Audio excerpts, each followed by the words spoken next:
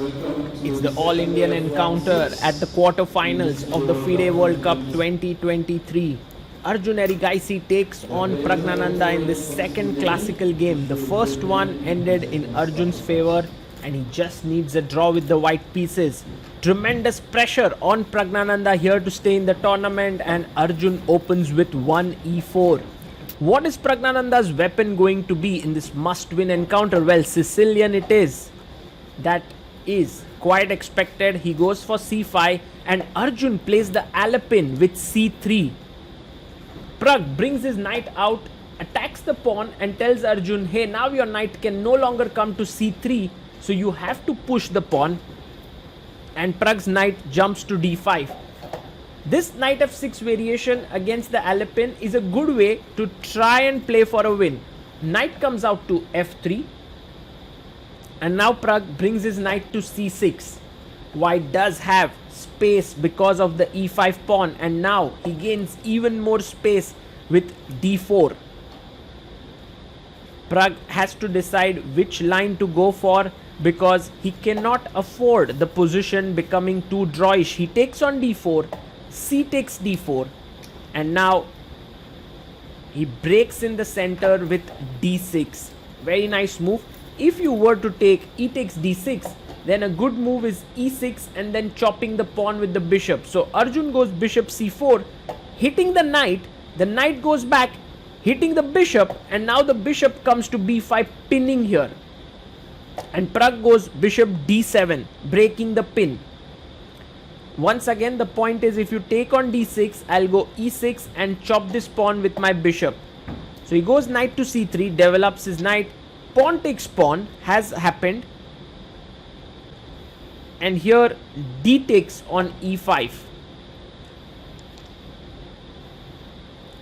Black plays his pawn up to g6, and Pragg's hope is to get the bishop here and attack this pawn on e5. Arjun quickly castles. He has a very free-flowing position with lot of space, but Pragg also is quite happy because his pieces are now well developed. He plays bishop g7 and queen e2, defending the pawn on e5. How should Pragg continue here? He castles it out. He has 1 hour 3 minutes. Arjun has 1 hour 9 minutes, and he thinks for 17 minutes here before going for the move h3. Logical move, stopping bishop g4 so that the e5 pawn is well protected, and Pragg goes bishop e6, and he tells Arjun that I'm okay with you spoiling my structure because then I won't take back, but rather I have an intermediate move skewering here. So Arjun first goes rook d1, hits the queen, queen comes to c7, and now the bishop comes out to f4, defending the pawn on e5. Rook a d8. The rook moves to the central square. It's very difficult to imagine Pragg actually creating any real counterplay in this position, and in a must-win situation it is definitely not easy, but you don't really think about winning here. You just keep making moves. Knight to d5 played, and Arjun takes the knight. You must take back with the bishop. He takes it back, and now the main move here is knight to d4, pinning the knight even further here.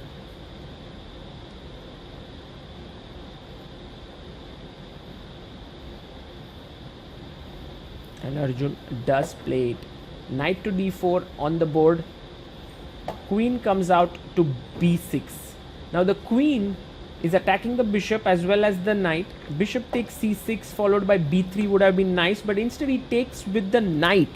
Now Pragg takes back with the pawn and tells Arjun that if you go back to d3, I might chop your a2 pawn. So suddenly some play starting to flow Pragg's way. Bishop c4, Arjun very solid there, but the point is, yeah, you take, and now you take back with the queen, and your b2 pawn is hanging.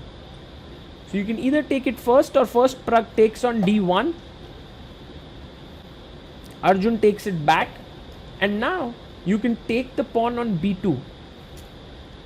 Excellent move, because now after queen takes c6, you can either take on a2 or you can even take on e5.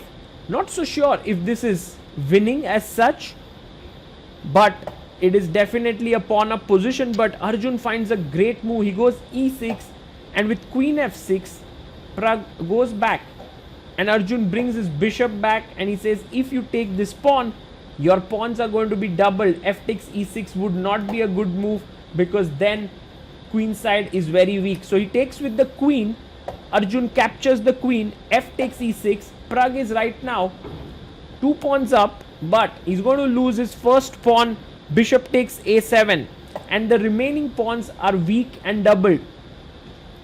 You can feel that Pragg is not very thrilled with his position here. It's not like a tall winning, but there is at least something to play for. So he goes rook a8, and he tells Arjun that if you move your bishop, you'll lose your pawn. So clearly Arjun has to go in with his rook, defending the bishop and also attacking the e7 pawn. So you go king f7.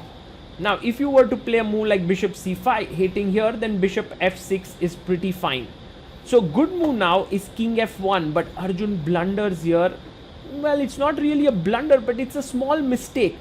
a4, because now bishop comes to e5, and the key point here is that after bishop c5, rook a4, there is a back rank issue here. So even if you take here, black is clearly better. If Arjun had, instead of a4, played king f1, it would have been way better. Now he plays king f1, but now after bishop d6, Pragg has kind of trapped the rook, stopped bishop c5, and has serious initiative in the position. Arjun brings his king up, pawn comes to e5, and now threatening king e6. This is getting slowly and steadily very tricky for Arjun. How is he going to meet it? He goes king to d3, and he sees that his rook has the b7 square. So he plays here, and now rook to b7. The rook moves to the side, and the king comes up ahead. In the center, king d5 played, and Pragg's idea is to play c5 and king c6. So f3 played, and once c5 is played, now Arjun has to be very alert. King c6 would drop a piece here on a7. So the only move in this position is to play a5 so as to meet king c6 with a6, and everything is safe. It's still not winning as such. Rook f8 played by Pragg, and forcing Arjun to push the pawn, and now he actually goes back and says, sorry, you can't move your rook, you can't move your bishop because this is hanging. And Arjun may want to play on the king side with his pawns. Maybe h4 is a good move, but he goes king c3 and g5 by Pragg. Fantastic chess. He's now pushing his pawns on the king side with h5, and this is becoming really a difficult endgame for Arjun, because Pragg has now g4 break in hand, maybe to create an e passer, but king c3 is a huge error, because now with e4 coming in, Pragg dissolves his doubled pawns, gets the e passer on the board, and also his king is super active. What a play by Praggnanandhaa. From a completely equal game, he has now magically created so many chances. King f4. This is also cool, because now after bishop takes c5, bishop takes c5, king takes c5, rook takes, and rook a2. Black is totally winning here. So you can't do that. He goes king to b5. And here Pragg goes h4. Fantastic move. Rook d7 played. Arjun wants his rook here and maybe at some point take this pawn, but king goes to g3, bishop b6, and the idea is a7 and rook d8. And so Pragg has to be careful. He starts pushing his c pawn. Of course you can't take here because you lose the pride of your position, that is the pawn on a6. So what do? Bishop to c7 played. Of course Praggnanandhaa has seen this. He takes here. Rook takes c7, bishop takes c7, rook takes, and now king takes g2, and when the rook comes back to c5, Pragg has a special move prepared, rook g8, defending the pawn, placing a lot of trust on his g pawns and h pawn. a7, white pawn is about to queen, but look at this, Pragg is now 3 pawns up, and these are very strong pawns, and you can't take on g5 because rook g5 is a check, so he goes king a6, and now you can simply push your g pawn g4. You have to be careful because Arjun is now going king b7 and rook c8, which is what he does, and black won't be able to stop the white pawn from queening, but he is planning to make his own queen g3, and Arjun goes rook c8. So Pragg now has to decide what to do. He takes, rook takes, king takes on c8, and now the g pawn advances further, g2. So in the end, when both sides queen, Arjun queens here, and Pragg also queens here on g1. Black is 3 pawns up. However, he has some checks. Now, is this going to be a perpetual queen g3? He puts the queen in. And now if you play queen f5, queen g4 pins it here. So you need to give another check. He goes queen h1. King g4 comes out. And queen e4 check. Queen goes back to f4. Queen e2 check.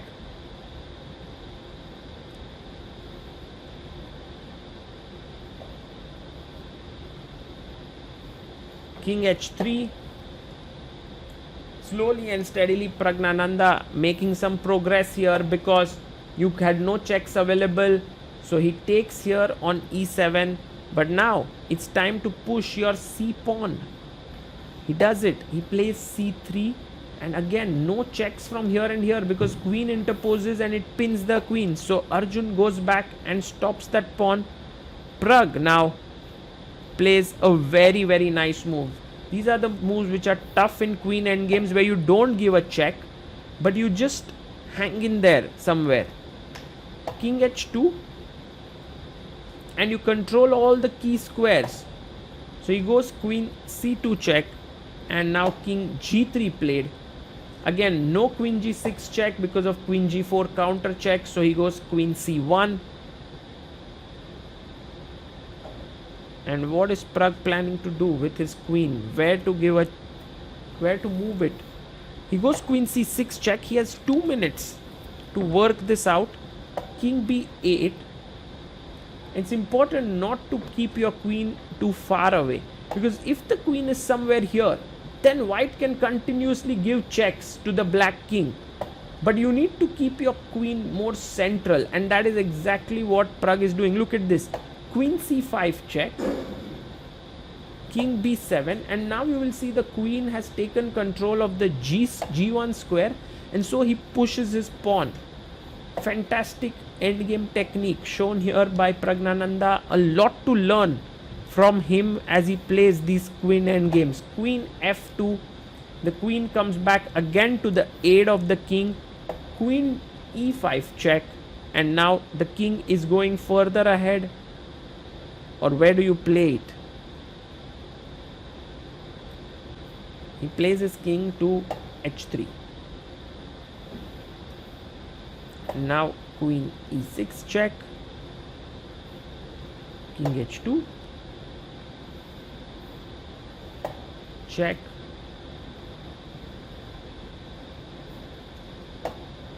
Queen g3. And somehow there is no check on the second rank because I block and give you a counter check. So queen c5, and now h3 played. The king moves to a6. Arjun trying to keep the king away from any counter checks that can happen. One of the most important traits you need to develop when playing queen endgames is patience. As the winning side, you should not hurry too much. And here, look at that, Pragg. Again, queen d2, a calm little move, and threatening to play c1 queen. So Arjun gives a check, and the king goes to h1, queen e4 check, and the queen goes to g2. With this, no checks are possible, because if queen e1, there is queen g1 check, and this is a key element in queen endgames, that to a check there often comes a counter check.